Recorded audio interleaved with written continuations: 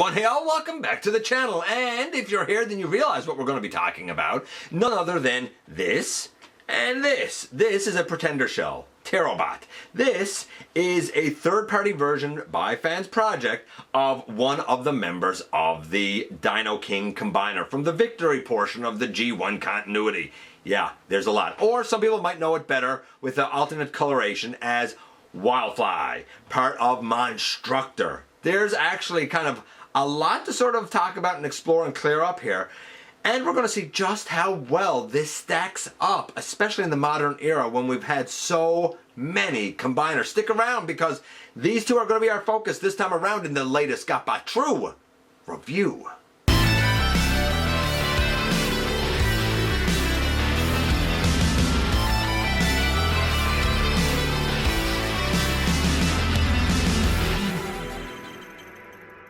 Hey all, welcome back to the channel. I'm your host, your most humble of hosts, Dennis Moulton, aka GotBot. As always, man, please like, comment, share, of course, subscribe, and while you're at it, light them up, baby. Hit that notification bell, please. It helps me out a ton. It lets you know when content of all sorts goes up here on the channel. Check out Machinery of Man, the Everything Factor, all the groups that I'm either a mod or an admin for, as well as all my social media links. All of that in the description down below, of course. If you're in a position to help the channel to grow, you can use the donate link. Check us out on Patreon. See what we offer to you through Teespring, or of course hit the join button right here on YouTube. And there's a lot here. First, we're going to look at the Toyhax labels that go applied to this guy and this guy. That's going to be one thing we do. Then we're going to look at what the Saurus Ryu-Oh, hope I'm saying that right, the combined, like what FansProject calls this thing, which is Dinoni. Then we're going to look at what the victory portion called this thing as part of Dinoking. And then we're going to look at what North America called this thing with the alternate coloration as part of Monstructor. And we're going to see how these two can even interact with each other and all the modes for this guy. Man, there's a ton to explore and it's going to be a barrel of fun. So without any further ado, how about we head over to the table and take a closer look at these two. And thanks to great friend of the channel, Razor Bear, we are having the opportunity to look at Dinoking, FansProject's take on Dinoking, which, okay, there's a lot of names to go through here, so like, bear with me. FansProject did a version of Dinoking which they recolored into Monstructor. They called it Saurus Ryu-Oh, and I'm probably saying that wrong, but hopefully I'm not. This is the Dinoni arm bot, I suppose, and the pretender shell is the Pterobot, which is the Pteranodon shell. Now, for those of you who aren't all about the third party names and whatnot, what we have is Pterobot. Okay, that's where we start. That's the shell. Inside, we have Dinoni. However, those who know Transformers Victory will know that character better named as Yokuryu. It is one of the arms that is part of Dinoking. Those who know Monstructor would probably know this character better in a yellow and red motif and named Wildfly. So that's all the names. For me, because I like Victory, I wanted to have the coloration and the pretender shells that went with Dinoking. So this is what we have. The pretender shell doesn't do anything really. The head moves. Also, you will notice, maybe you've noticed, we also have the Toyhax labels on the shell here. They don't stick the best. This is an older set, and there's little edges that tend to come off, but they're on there. If we turn this around, you can see the way it's coming off on the side and up right here. I'm probably going to have to put some glue of my own on there to kind of hold it on. You will notice there's a little slot back here. This little slot is because these pretender shells can also service as like piggy banks, so I think that's really cool. You will notice that we have this block up here and a blaster up here. So neat. Now, just like with the G1 versions of these guys, we can take this off, or I should be able to take this off, and sure enough, inside we have our Dinoking member, or we have our Monstructor member, if you're so inclined, that we can just take out, and it looks right now like this, just kind of like a glob, blob, nothing. We're going to have to do some things to this in order to get it into, let's say bird mode. Let's do bird mode first. So I'm just going to lay this here. We're going to get the Pterobot out of here.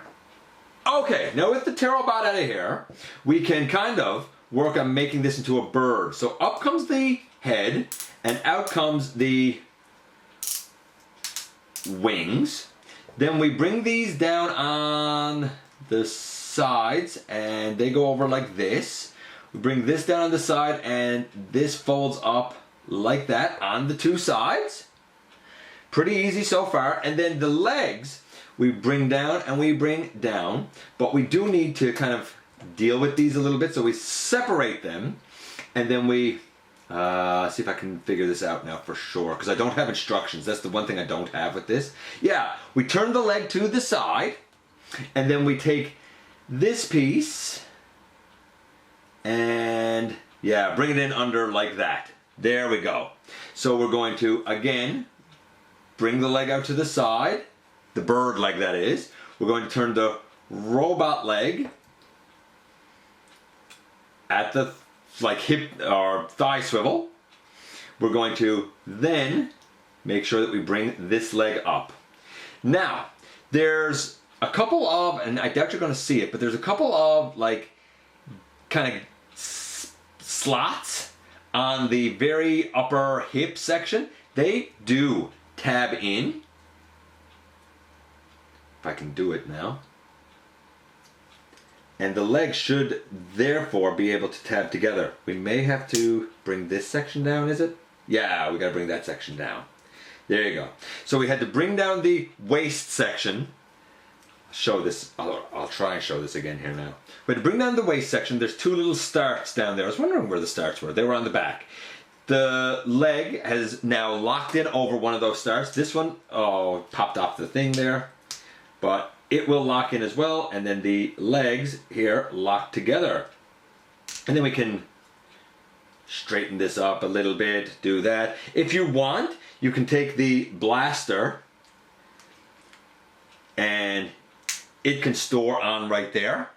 Here's the cool thing about when you have this in bird mode, and by the way, boom, here we have him in his bird mode. Here's the cool thing about this being the bird mode. There's a ton of articulation here. We have wings on ratchets that can go up. This part of the wing can flap out. We have a head that, while I think it's supposed to stay there fixed, we can turn the entire upper body. We can bring the head forward if we want. The little jaw, it opens and closes. These legs move all around. They do like to come out of the ball joints is the only thing. Ton of articulation. So far, not a hard transformation to really get here. And like, that kind of looks neat to me. Now, that being said, we do have a limb. We do have a robot mode to get to. So, the limb is the easiest thing to probably do next. We're going to take that out. These legs come down, and they do tab in over when they come down. We take those and we bring them up, and then we turn this like this, and we bring these legs here together. We do have a hand that will go in here. We'll see that like later on at some point. Then we take the arms, and they will again kind of come up over. Take the arm, and it will come up over. We do that, and I gotta get this out of the way. We'll do this, and then at the elbow we'll bring that down over, and then this comes out and this comes out, and the combiner peg is right back here, and we take this. Make sure I got these put together like that. If you want, you can leave these on the side if you want, and you know, just like kind of bring the claws down. That's an option you can do. Or you can, of course, bring them here on the back as they're supposed to be. I like them on the back because it makes the arm a little more streamlined. The wings here, I have seen some people who will fold them in, and instead of having the full wing out, and that one loves to pop off. Loves to pop off. I've seen some people do that with the wing. That's totally up to you. That is your choice. This would go in and be an arm. We'd have a little hand sandwich in down here. And you can see what the elbow is like. If this is opened out, do you get a deeper elbow? Yeah, you do. So a third option for the wings is you can just fold them over each other out there if you don't want them out all the way. And then you still have this, you still have a swivel, like you still have kind of everything that you would want. I dig this as an arm. I really, really, really do. Great bird, great arm. Now, I'm gonna just back things up here a little bit because we're gonna do the robot, and he does get taller as a robot. Okay, so as a robot, we open out these wings here. And by the way, I'll kind of talk about the Toyhax that are on here when we get to robot mode. We bring that down, we bring that down, and we bring this full bird head forward. We rotate the arms and we should be able to, yeah, get out a hand. We rotate this arm and we pull out a hand. We turn the legs this way for now. Get those kind of back out of the way for now. Open that out, bring that forward. We split these legs and we open this section out, and then we fold down that leg. Same thing over here. We open that section out and we fold down that leg. Then we rotate at the waist. You can bring back the tab section, or you can leave it down. It really depends. I'm going to leave it down for now. Then we open out a heel, bring down a foot, open out a heel, bring down a foot. We bring this back over to the back and tab it in, and there is a little like rectangular tab there. I find it's a bit of a nuisance there to get in. Bring down the claw. We'll do the same thing. We'll bring it over and tab it in. And then, oh, and these by rights are supposed to also come up in a robot mode. And we'll take his blaster and put that in his hand. And boom, in the end, there you have Dinoni, or if you prefer, Yokuryu, or if you prefer, though the colors aren't right for this, Wildfly. Now, for Wildfly, for part of Monstructor, yes, he's still an arm, he would be yellow and he would be red. Here, in terms of being close to the animation, honestly, the Pretender shell is quite close. It has more detail because of the Toyhax labels on it, but without the Toyhax labels, you put on a Decepticon logo and really that's a 10. For this guy, again, quite close, a little more gray on the animation model than what we get here. Little less red on the animation model than what we, actually a lot less red. The red is largely Toyhax labels. A few aren't, but honestly, we have Toyhax in here and over here in that section on the side. The red on the wings, I believe all that's Toyhax. This, I don't even know what color you call it. It's almost like a reflective metallic-y color on the top of the head. And on these sections underneath, they are all Toyhax labels. I think the Toyhax labels do definitely help this guy to pop. pops anyway, but I definitely think that the labels really do help, and they do add a lot of character to it. Besides that, taking this out of his hand, we have small ones here on the arms as well, and like in that little circle. The ones here on the forearms, they're Toyhax as well. Very metallic, very reflective. So, transformation so far to go from all modes to this, honestly, I'm going to say it's about 10. I think it's great. It's simple, but like it works just fine. Actually, I can't quite say 10 because we have a couple of tolerance issues, like with a couple of these trying to pop out. By the way, you can put out the claws and you get great heel spurs, so the guy's super duper solid. I love that. The look for the character is pretty darn close, not perfect. I'm going to say it's about a 9. What about the articulation? We have left, right on the head. It looks up, it looks down. The wings, they can go all the way back, all the way forward. They bend at that hinge as well. I mean, if you want and you don't want him to have as big of a wingspan, you could always do this with his wings. They move up like this and down, which is good so that you can actually get the shoulder all the way around. The shoulder can go well out to the side as well. We have very deep elbow, we have a bicep swivel, we have wrist rotation, we have a waist, we have, depending on how you do this, this is why I said you might want to bend up the pelvis there. If you do that, then you get an ab crunch. If you leave it down, you don't get the ab crunch, but you get a back crunch, so you kind of have this like weird ab crunchy thing that's possible if you finagle a few things. The hips, only out that far. Hips are, like the hips, little bit limited, but not a deal breaker. All the way forward, man, like come on, all the way back. We have a thigh swivel.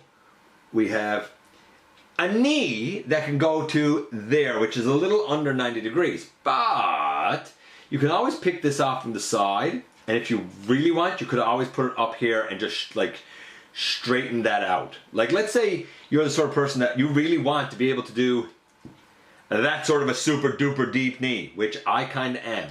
You can kind of break the official transformation and put those legs out on the side. I mean, that's, while I did the official transformation, you know, to get us here, honestly, for my purposes, especially for things like animating, I really think I would just opt to leave them out on the side. There are times that the heel spur is nice, but like the feet are pretty solid even without it.